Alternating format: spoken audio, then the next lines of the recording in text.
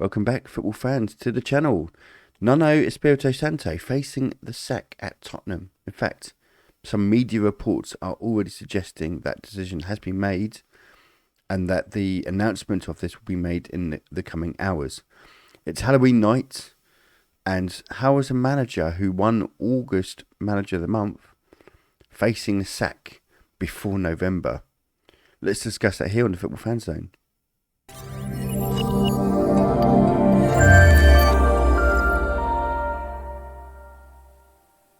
So Nuno De Santo is facing the sack at Spurs. Conte has been the name mentioned around the footballing circles as the first choice replacement. However, knowing Spurs, it'll probably be the fifth or sixth choice. So I dare say Ranieri will probably be poached from Watford to go there, but who knows? But like I said, some media outlets reporting that decision has already been made. We do know there was a board meeting early at Spurs. I suspect that he probably is being sacked. I think that decision will be announced in the morning. But how is a manager, Nuno De Santo, who was excellent at Wolves, went to Spurs? Okay, let's be honest, not as their first choice, not that second choice. Was he even their third choice? Either way, he ended up at Spurs, a job that was a demanding job because of who you're working for, Daniel Levy. But he went and started life actually quite good at Spurs.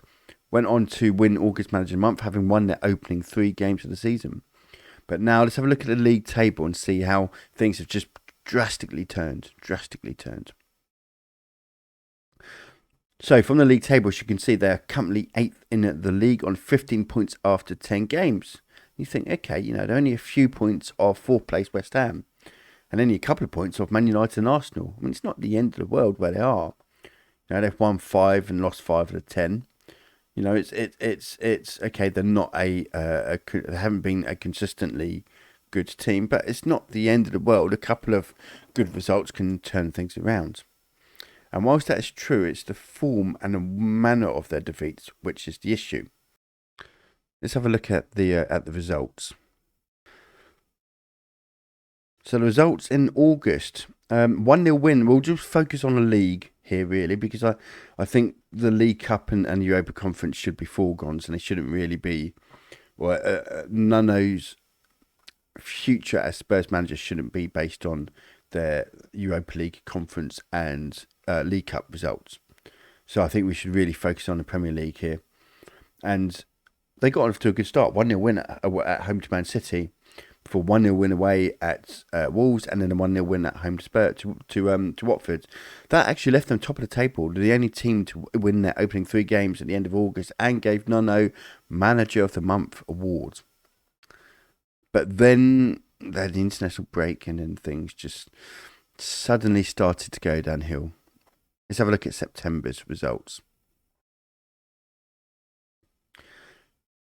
So again, if we take out the European games and the Carabao Cup, because frankly, like I said, future's not going to be based on that.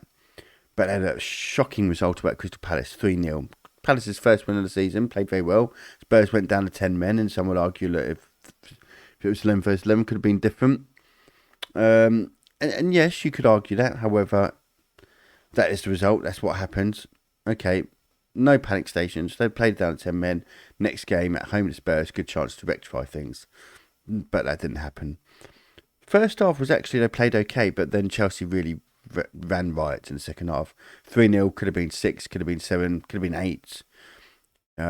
Quite a bad second, probably the worst second half I've ever actually seen Spurs play in a long time in that second half. And then the North London derby at home or away at Arsenal. And it was again another shocking performance by Spurs. Rampant Arsenal won 3-1, and that left Nuno in real or under a lot of pressure going into the next international break. But before that international break, they played in October. Let's have a look at October's results. Spurs 2, Aston Villa 1. It was a much needed win. He was facing a lot of pressure at that point, and that just allowed a little bit of pressure to lift. And then they went and won after the international break away at Newcastle United, and that just again relieves a little bit more pressure. Just started to perhaps they've had a bit of a blip and now things are turning back. But then they went and lost away at West Ham United before a thumping 3-0 defeat to Man United at home. And so when you take all that into account, and we're looking at you can look at the results, but when you look at the performances, and I think that's what you've got to base on, it's a results-driven business, but you can be getting bad results and playing well. And if you are getting bad results and playing well, as long as you continue to play well, those results will come. That's how football works. You can't win every game. You can play well and not win every game. And you can play badly and win. That's the way football goes sometimes. But a long-term success is based on your performances. Your results on the long term will depend on your performances. You can be crap 2 or 3 games and win 2 of those those games. If you're crap over 3 games, you might win 2 and get a draw. But over the course of 20 games, if you play crap, you're going to lose far more than you win. And that's the same if you're playing well. If you're playing well but not getting results, well, over the course of 20 or 30 games, you're going to win more games than you lose. The problem I think that Spurs have had is their performances in particular have been diabolical, particularly in certain games when you consider the Man United game where they lost 3-0, Palace have lost 3-0, Chelsea they've lost 3-0. Against West Ham we could be in now and they still wouldn't have scored. And it seems to me like Nuno has not yet found a formula that allows the likes of Harry Kane and Son, who are terrific players, to shine, and that to me is where the focal point of their attack's got to be. But the other thing, again, if we look back at the table, look at that goals scored, 9 goals in 10 games. That's a big issue. Again, we talk about results-driven business, but performances would suggest when you look at 9 goals in 10 games, they are one of the lowest scores in the league. In fact, looking at the stats here, only Norwich have actually scored less. They're actually level on goals. In terms of goal scores with Southampton and Wolves, but only Norwich has scored less this season. That's an issue. Again, when you're talking about context and you're talking about performances and how does performances lead to results over the long term, over a 38-game season, that is where the performances and those stats that back those performances come into question. Because if you're scoring 9 goals in 10 games, well, that means after 38 games, you might have only scored 35 or 36 goals. If you're scoring 35 or 36 goals in 38 games on that current trend, you are facing, and this isn't an exaggeration, you are facing the prospect of being possibly in the bottom 6, if not the bottom 3, over the course of a 38-game season. Now, of course, these things are going to swing, up and down and so on. But after 10 games, you start seeing a trend. But the trend from day one, even when they won their first 3 games, they only scored 3 goals in those 3 games. So goal scoring is clearly an issue under Nuno Espirito Santo. Clearly an issue. Goals conceded. 16 goals conceded in 10 games. Now, quite a few of those have been against, you've got 3 against Chelsea, 3 against Man United, 3 against Arsenal. Those 3 games were shipped in 9. And they're obviously teams that are amongst the so-called Big 6. But, like I said, it for me, it's not the defence against the biggest side, against good attacking sides, is clearly an issue because Chelsea and Man United and Arsenal have got good attacking players, and that's shown because they've scored goals. I think the key for me there in particular, though, is, okay, Chelsea, let's take the Chelsea game, for example. Chelsea might have scored 3 against Spurs. They could have had 7 or 8. And so you're looking at, it's not as though Chelsea went there, 3 chances, scored 3 goals. Went there and had about 15 chances, scored 3 goals. It was embarrassing, really, how many goals Chelsea could have had and probably should have had. And against Arsenal as well, particularly in that first half, Arsenal could have had 4 or 5. Man United in their game could have had 4 or 5. So they are conceding a lot of chances. They might have conceded 3 goals in those games, but they're conceding 3 or 4 times more chances, good chances. And against West Ham, West Ham could have had 2 or 3 themselves. Probably should have had 2 or 3 themselves. The only difference really between the likes of West Ham and United and Chelsea and so on is that Chelsea and United have £100 million players, or close to £100 million players, at the front end of the pitch, and so good attacking teams are not just scoring goals but creating many chances against the Spurs side. And Spurs, in order to keep a clean sheet, you would argue, need one player weak, a side that's weak at attack, and two, a team that has a really low conversion rate, because this Spurs team, you're going to get chances. You are going to get chances to get the Spurs side. Even the games where they've kept a clean sheet, there were chances. Certainly are in the games, Watford should have and could have got goals against Spurs, and even the Newcastle went and scored 2 against them at home. So, yep, these are all things that are going to have to be considered by the Spurs board. But will Conte change it on? I think that's the big question here. Is, okay, you get rid of Nuno, Espirito Santo, kick me off in long grass, pay him his dues. It's going to be a few million quid, let's be honest, because he's only just signed a contract, 5 months ago. But will Conte make any difference, or will a new manager, anyone make a difference? Say anyone, a good manager. Is this a player issue or is this a manager issue?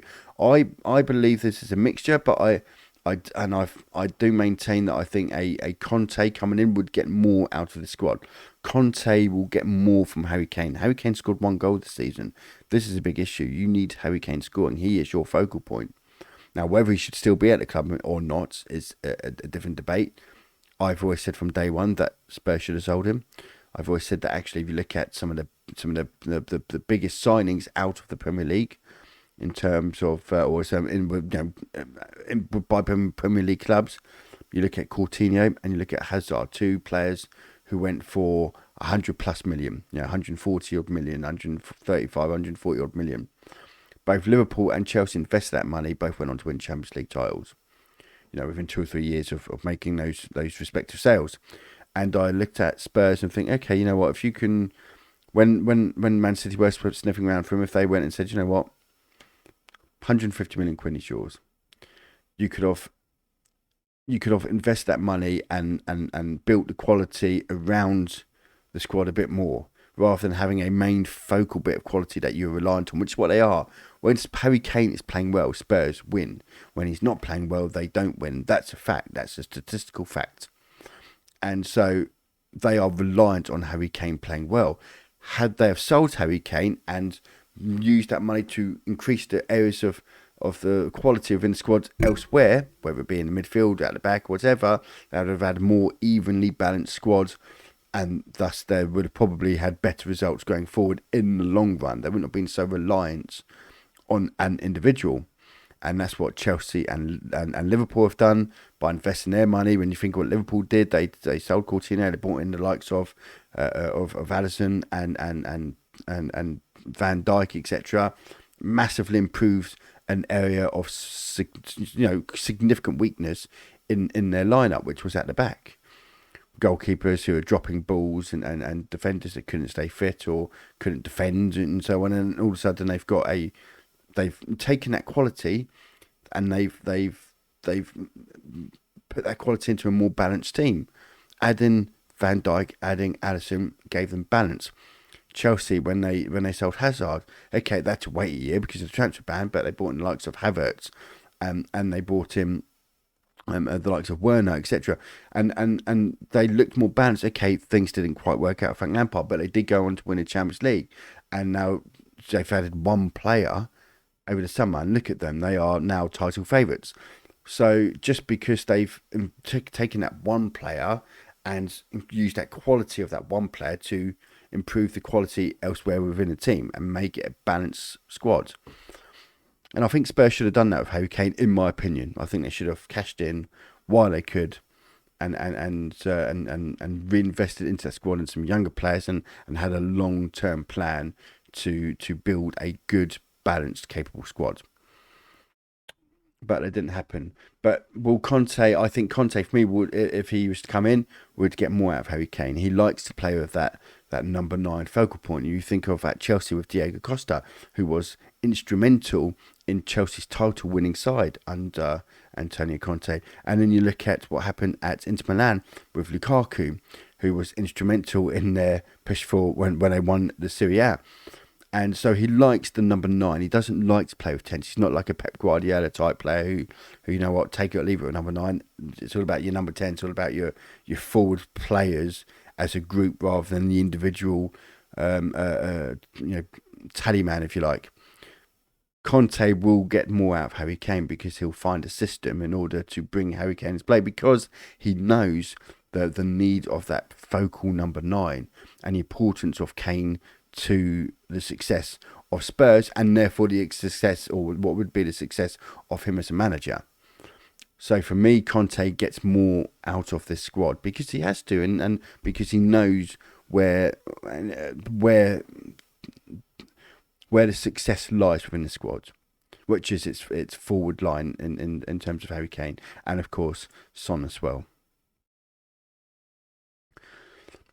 I'd like to know what you all think. Let me know what your thoughts are in the comments section. Again, if you like this video, don't forget to click that like button. Don't forget to subscribe if you are new here, and join us again on the Football Fan Zone.